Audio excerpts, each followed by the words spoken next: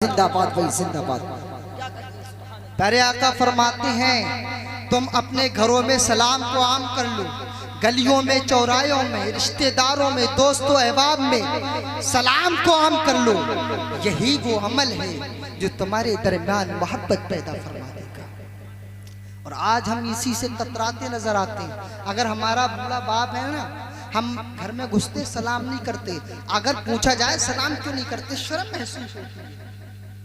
अक्सर लोगों का यही जवाब होगा, और जवाब नहीं तो उनका जहन ये होगा कि शर्म महसूस होती है। अब बड़े भाई को सलाम करते शर्म महसूस होती है, अम्मी के हाथ चूम ले शर्म महसूस होती है।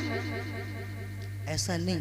प्यारे आका का तो पैगाम ये है, प्यारे आका का सलीका और तरीका ये है, प्यारे आका की सुन्नत तो ये है कि बड़े तो बड़े हैं। प्यारे आका जब रास्ते से गुजरते थे तो छोटे छोटे बच्चों को भी सलाम कर लिया करते थे, सलाम कर लिया करते थे। अफसोस होता है आज हमारे माशरे को, हमारी आवाम पर अफसोस होता है। टीवी देख रहे हैं, फिल्में ड्रामे देख रहे हैं, डांस पार्टियां देख रहे हैं, नाच गाने देख रहे हैं, शर्म महसूस नहीं होती। वालिदैन के सामने जो है हम गालियां देते नजर आते हैं। हत्ता के बाद जगह देखा गया कुछ लोग वालिदैन को गालियां देते हैं, लेकिन शर्म नहीं आती। अगर शर्म महसूस होती है तो नादान को वालिदैन से सलाम करते हुए, बल्कि हमारे आका तो मदीने के ताजदार तो जिसके हम उम्मती हैं, प्यारे गैबदा नबी तो यहाँ तक इरशाद फरमाते हैं, ऐ मेरे जानिसारो, ऐ मेरे सहाबियों, ऐ अल्लाह उसके रसूल पर ईमान लाने वालों, जब तुम घरों में दाखिल हुआ करो तो सलाम कर लिया करो। सुभान अल्लाह। एक और हदीस पर सरकार फरमाते हैं, मेरे सहाबियों, अल्लाह उसके रसूल पर ईमान लाने वालों, जब तुम घरों में दाखिल हुआ करो सलाम कर लिया करो। इसलिए कि अगर घर में माँ मौजूद होगी माँ सलाम का जवाब देगी, बेटी मौजूद होगी बेटी सलाम का जवाब देगी, बहन मौजूद होगी बीवी मौजूद होगी सलाम का जवाब देगी, अगर भाई मौजूद होगा सलाम का जवाब देगा, वालिद मौजूद होगा वालिद सलाम का जवाब देगा, और गोया के घर के अंदर कोई भी फर्द मौजूद होगा तुम्हारे सलाम का जवाब देगा। इसलिए सलाम कर लिया करो।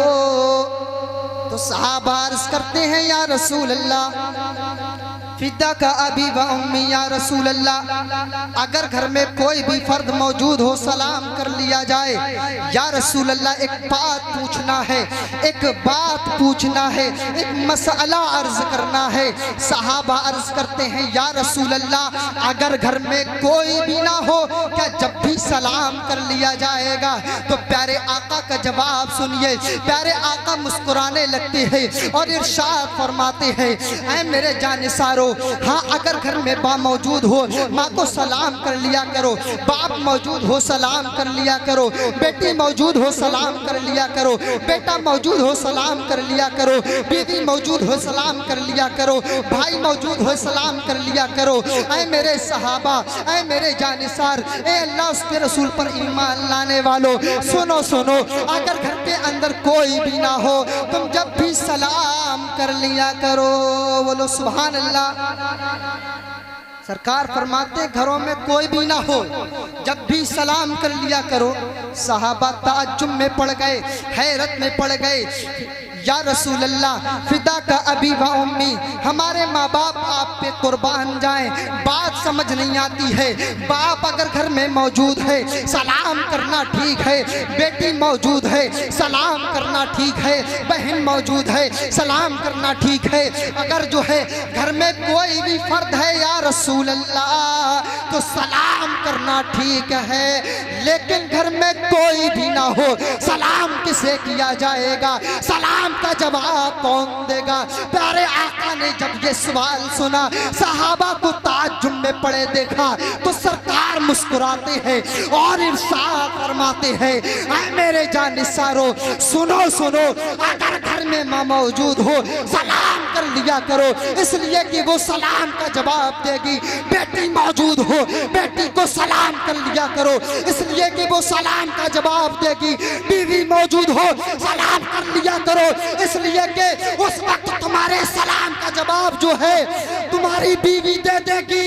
ऐ मेरे जाने सारो सुनो सुनो, अगर घर में कोई भी ना हो तुम जब भी सलाम कर लिया करो, उस वक्त तुम्हारे सलाम का जवाब रूहे मुस्तफा देगी। उस वक्त तुम्हारे सलाम का जवाब मैं खुद दूंगा।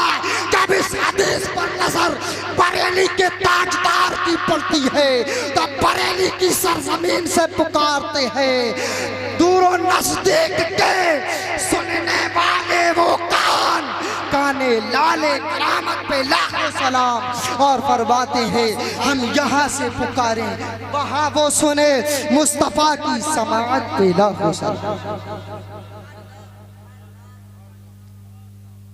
आका फरमाते हैं घर में कोई भी ना हो जब भी सलाम कर लिया करो, यहाँ तक के तालीम दी है जब भी सलाम कर लिया करो, इसलिए कि उस वक्त तुम्हारे सलाम का जवाब रूहे मुस्तफा देगी, रूहे मुस्तफा देगी। इसलिए गली से गुजरा करो सलाम को आम करो, बड़ों में छोटों में रिश्तेदारों में दोस्तों अहबाब में सब में सलाम को आम कर लो। यही वो तरीके हैं, अगर इन तरीकों पर अमल कर लिया तो रब्बे कायनात इन अमल की वजह से अल्लाह तबारक व तआला आज हमारे माशरे में जो बुराइयां हैं अल्लाह दूर फरमा देगा और दिलों में मोहब्बतें पैदा फरमा देगा। बोलो सुभान अल्लाह। प्यारे आका ने एक हुक्म ये दिया, नमाज की पाबंदी करो। प्यारे आका ने एक हुक्म ये दिया, रमजान के रोजे रखो। इस साहिब इस्तिताअत हो तो हज व ज़कात भी दो, हज व ज़कात भी अदा करो। है नहीं, इस्लाम में ईमान लाने के बाद 4 अरकान हम पर जो है फर्ज है, 4 फर्ज है जिन्हें हमें अदा करना है। इनकी पाबंदी करो, नमाज की पाबंदी करो। प्यारे आका सल्लल्लाहु ताला अलैहि वसल्लम ने बड़ी कुर्बानियां दी हैं। ऐ सुन्नी मुसलमानों, नमाज हम तक जो आसानी से पहुंची है इसमें प्यारे आका ने बड़ी तकलीफें बर्दाश्त की हैं। रोज़े हम तक पहुँचे हैं, इस्लाम हम तक पहुँचा है, ईमान हम तक पहुँचा है, रहमान जैसा माबूद हम तक पहुँचा है। और जो है ये दुनिया की जाहो जलाल, ये दुनिया की नेमत, ये इस्लाम की दौलत जो हम तक पहुँची है, ये कुरान की दौलत जो हम तक पहुँची है, ये ऐसे ही नहीं पहुँची। इसकी खातिर जो प्यारे आका ने बड़ी तकलीफें बर्दाश्त की है। बस आखिरी बात मैं आपको बता दूं, प्यारे आका ने कितनी, एक हदीस, सिर्फ एक हदीस लेकर के प्यारे आका ने कितनी मशक्कतें बर्दाश्त की हैं हम तक इस्लाम पहुंचाने की खातिर। जब पूरी दुनिया में इस्लाम मौजूद नहीं था, इस्लाम का बोलबाला नहीं था, प्यारे आका दुनिया में 12 रबीउल अव्वल शरीफ को पैदा हुए, दुनिया में तशरीफ लाए। जब आपकी उम्र जो है 40 वर्ष की होती है, उससे पहले आपने डुक छिप करके जो है इस्लाम जो है फैलाना शुरू किया। लोग ईमान नहीं लाए, बल्कि हुआ ये था कि लोग जो है बल्कि तंज दिया करते थे, सरकार को तरह तरह से सताया करते थे और जो है सरकार को तकलीफें दिया करते थे। उन्हीं तकलीफों में से एक तकलीफ, सिर्फ एक तकलीफ आपको बताता हूँ जो सरकार सल्लल्लाहु ताला अलैहि वसल्लम ने हम तक इस्लाम की दौलत पहुँचाने में बर्दाश्त की है। जो प्यारे आका ने हम तक इस्लाम की दौलत, ईमान की दौलत, कुरान की दौलत हम तक पहुँचाने में, नमाज जैसी दौलत हम तक पहुँचाने में मेहनत और मशक्कत बर्दाश्त की है। आओ सुन लियो, तुम्हें बताता हूँ। सरकार सल्लल्लाहु ताला अलैहि वसल्लम जब मक्का में इस्लाम फैला रहे थे, इस्लाम की दावत दे रहे थे, कुरान और हदीस की दावत दे रहे थे, एक माबूद की तरफ बुला रहे थे, तो पता है जब कुफारे मक्का ने इस्लाम कबूल ना किया, इस्तेहज़ा किया, आपकी हंसी उड़ाई, आपका मजाक उड़ाया, बल्कि आपको सताया, तो प्यारे आका ने काबा शरीफ के पास एक ताइफ बस्ती मौजूद थी, एक ताइफ बस्ती थी, छोटा सा गांव समझ ले अपनी ज़बान में। काबा शरीफ के पास एक छोटा सा गांव बसा हुआ था जिसे ताइफ बोलते थे, ताइफ। सोचा जब मक्का वाले इस्लाम कबूल नहीं कर रहे हैं तो चलो चलते हैं ताइफ की बस्ती की ओर, हो सकता है ताइफ वाले इस्लाम कबूल कर लें, उसके बाद मक्का वाले भी इस्लाम कबूल कर लें, क्योंकि जब दूसरे लोग साथ होंगे तो मक्का वाले भी सोचेंगे उन्होंने इस्लाम कबूल किया, कुछ तो बात है, कुछ तो हक्कानियत है। जो ताइफ वालों ने इस्लाम कबूल कर लिया तब तो इस्लाम कबूल कर लेंगे मक्का वाले। तो प्यारे आका ने मक्का छोड़ के ताइफ का रुख किया। वहाँ इस्लाम देने की गर्ज से, इस्लाम की दौलत उन तक पहुँचाने के मकसद से ताइफ जो बस्ती है मक्का से थोड़े से दूरी फासले पर है, आपने उस तरफ रुख किया और चलते गए। जब ताइफ की बस्ती में पहुँचते हैं, ताइफ की बस्ती में पहुँचने के बाद आपने जो है वहाँ के सरदारान से जब बात की है तो सरदारान जो है हंस पड़े और यहाँ तक नहीं आपका मजाक भी उड़ाया, और यहाँ तक नहीं आपको जो है अपने घर के दरवाजे से अलग हटा दिया। यहाँ तक के उनका दिल नहीं भरा। किताब गवाह है, तारीख गवाह है, और आप गवाह है, अहादीस करीमा गवाह है। उनका जुल्म यही नहीं रुका, उनकी मजाक यही नहीं, और जो है उनका दिल यही नहीं भरा।